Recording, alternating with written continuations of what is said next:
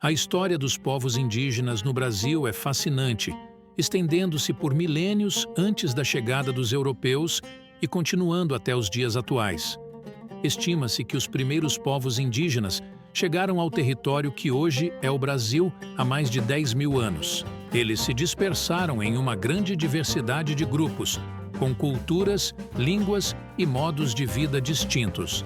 Antes da chegada dos europeus, acredita-se que havia cerca de 1.000 diferentes etnias, falando mais de 1.300 línguas. Esses povos variavam de comunidades nômades caçadoras a sociedades agrícolas complexas. Com a chegada de Pedro Álvares Cabral em 1500, começou um longo período de confronto, negociação e mudanças profundas para os povos indígenas. Alguns grupos indígenas resistiram, outros formaram alianças temporárias com os colonizadores, e muitos foram vítimas de escravidão e doenças europeias, as quais não tinham imunidade. Durante séculos, muitos povos indígenas foram deslocados de suas terras, enfrentaram violência e foram forçados a se adaptar a novas realidades. O século XX trouxe mudanças significativas, com o reconhecimento gradual dos direitos indígenas na legislação brasileira, especialmente na Constituição de 1988, que reconheceu o direito dos povos indígenas às suas terras tradicionais. Alguns povos indígenas têm se organizado em movimentos sociais para defender o que consideram seus direitos, preservar suas culturas e participar mais ativamente das decisões políticas que os afetam. E hoje eu vou te contar um pouco dos argumentos a favor e contra a demarcação de terras indígenas, um polêmico assunto que divide opiniões em torno das políticas públicas propostas para este assunto.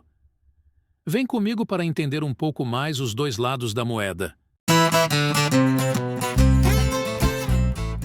Os defensores da demarcação de terras indígenas veem isso não apenas como uma questão de direitos, mas também como uma oportunidade para promover a sustentabilidade ambiental, a diversidade cultural e a justiça social. Vamos aos pontos. As populações indígenas têm o direito inerente de viver em suas terras ancestrais, um direito reconhecido em diversas legislações internacionais e nacionais. A terra é frequentemente vista como parte integrante da identidade e cultura indígena, sendo crucial para a preservação de suas línguas, tradições e práticas sociais. Áreas demarcadas para povos indígenas são frequentemente melhor preservadas, contribuindo significativamente para a manutenção da biodiversidade e dos ecossistemas.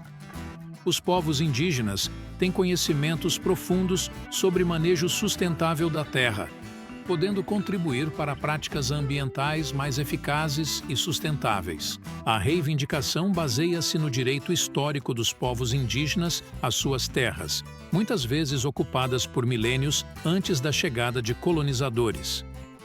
Em muitos países, a demarcação é um processo legal que reconhece esses direitos históricos e busca corrigir injustiças passadas. A demarcação pode levar a uma maior autonomia e oportunidades de desenvolvimento econômico sustentável para as comunidades indígenas. A definição clara de terras pode reduzir conflitos por recursos e territórios, promovendo uma coexistência mais pacífica.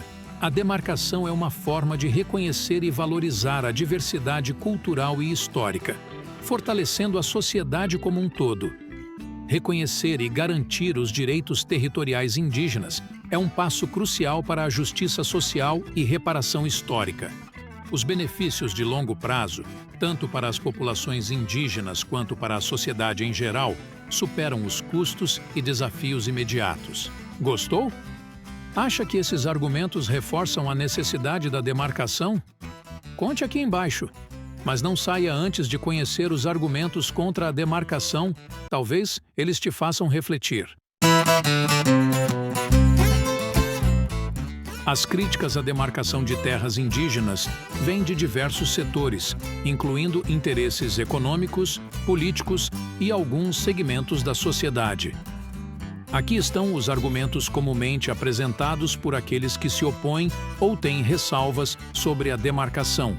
A demarcação de grandes áreas para povos indígenas pode se opor aos interesses nacionais de desenvolvimento e uso dos recursos naturais, colocando as necessidades de um pequeno grupo acima do bem-estar econômico mais amplo. Há preocupações de que as demarcações possam levar à expropriação ou desvalorização de terras pertencentes a não indígenas, afetando o direito à propriedade privada. Imagine que você fosse dono de um terreno que foi demarcado.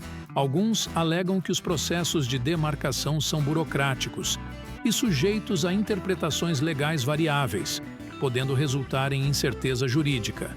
Existe a preocupação de que vastas áreas demarcadas possam comprometer a soberania do Estado, especialmente em fronteiras ou áreas estratégicas. Críticos apontam que a demarcação pode intensificar conflitos de terra, opor comunidades locais a grupos indígenas e provocar tensões sociais.